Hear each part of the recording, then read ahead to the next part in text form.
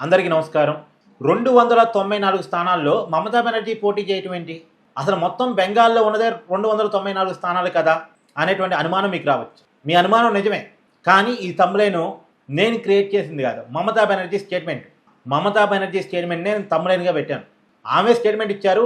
ప్రతి చోట నేనే పోటీ చేస్తున్నా అనుకుని ఓటేయండి. ఇది బెంగాలీకి, హిందీకి మధ్య జరుగుతున్న యుద్ధం. బెంగాల్‌కు, ఢిల్లీకి మధ్య జరుగుతున్న యుద్ధం. మీరు బెంగాల్‌ని ఢిల్లీ కాళ్ళ దగ్గర పెడతారా లేదా ఆత్మగౌరవంతో మనం బతుకుతామా డిసైడ్ చేసుకోవాల్సిన యుద్ధం. ఈ యుద్ధంలో నన్ను గెలిపించాల్సిన బాధ్యత మీదే. బెంగాలీ సంస్కృతిని కాపాడటం కోసం, బెంగాలీ భాషని కాపాడటం కోసం, ఢిల్లీ పెద్దల దగ్గర బెంగాల్ని తాకట్టు పెట్టకుండా ఆత్మగౌరవంతో బెంగాల్ని నిలబెట్టేదాని కోసం నేను పోరాటం చేస్తున్నాను. పోరాటంలో నన్ను గెలిపించాల్సిన బాధ్యత మీదే అంటూ మమతా బెనర్జీ సెంటిమెంట్ని రాజేస్తూ ఒక పెద్ద స్టేట్మెంట్ ఇచ్చారు. నిజానికి ఆమె పోటీ చేస్తుంది భవానీపూర్ నుంచి. కోల్కతా నగరం భవానీపూర్ నుంచి పోటీ చేస్తున్నారు. గత ఎన్నికల్లో అంటే 2021 ఎన్నికల్లో ఆమె నందిగాం నుంచి పోటీ చేశారు.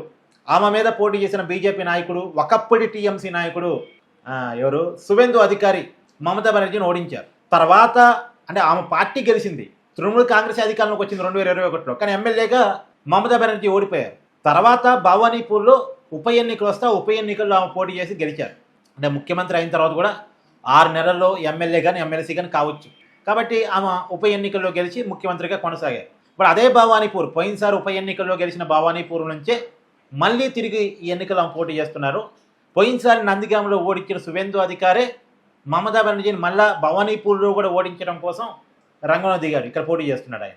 పోయినసారి నందిగ్రామ్లో మమతా బెనర్జీ వర్సెస్ సువేందు అధికారి, ఇప్పుడు భవానీపూర్లో మమతా బెనర్జీ వర్సెస్ సువేందు అధికారి. సరే, అది పక్కన పెడితే ఆమె ఇచ్చిన స్టేట్మెంట్ మాత్రం 294 స్థానాల్లో నేనే పోటీ చేస్తున్నా అనుకొని గెలిపించండి అని.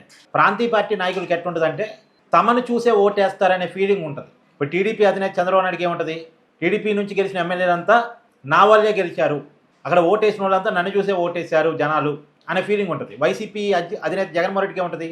వైసీపీకి వేసిన ప్రతి ఓటు నన్ను చూసేసిందే అని ఉంటుంది. అలాగే జనసేన అధినేత పవన్ కళ్యాణ్ అనుకుంటే ఫీలింగ్ కూడా సహజంగా కూడా నిజమే. ప్రాంతీయ పార్టీ అధినేతలని వాళ్ళని చూసే ఓటేస్తారు జనాలు. కూడా జనసేన ఓటేస్తున్నారంటే పవన్ కళ్యాణ్ చూసి, అక్కడ లోకల్ ఎమ్మెల్యే అభ్యర్థిని చూసి ఓటేసే వాళ్ళు తక్కువ ఉంటుంది. వాళ్ళ ప్రభావం ఉండదని కాదు, కానీ అభ్యర్థి కంటే ప్రధానంగా పార్టీకి అధినేత ఎవరు అన్న చూసే ఓటేస్తారు.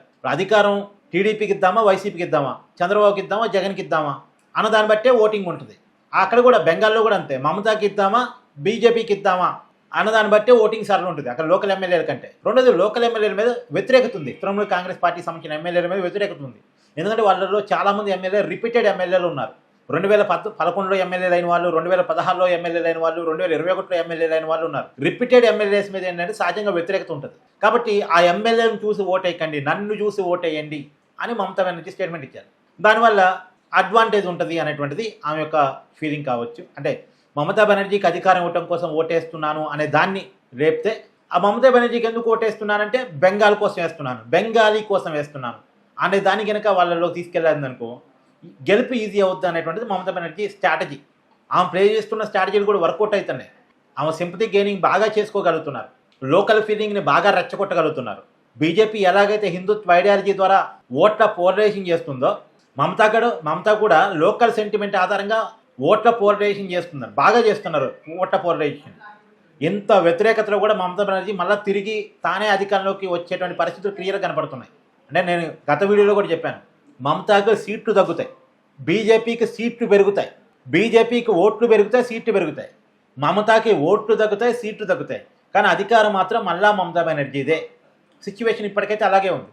బీజేపీకి కౌంటర్ స్ట్రాటజీగా పెద్ద ఎత్తున ఓట్ల పోలరైజేషన్ మమతా చేసుకోగలుగుతున్నారు.